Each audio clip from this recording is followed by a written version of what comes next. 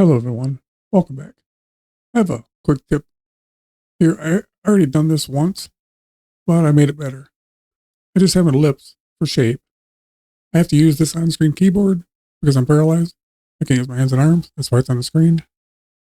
I just have an S ellipse connected to an extrude 3D.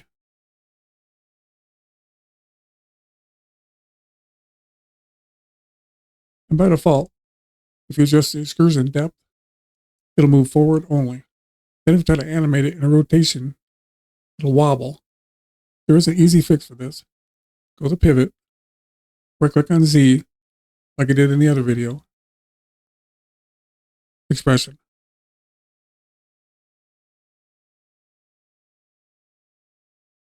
Type in extrusion depth divided by 2.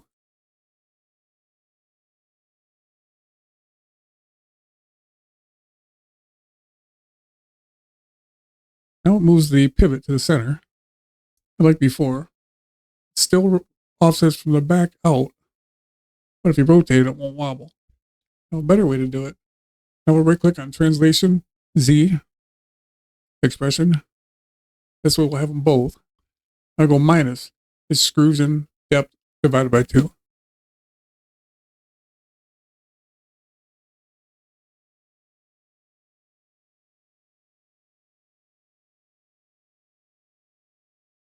Now when you adjust it, it'll go both ways, to the back and to the front. And if you animate it in a rotation Y, it will not wobble now.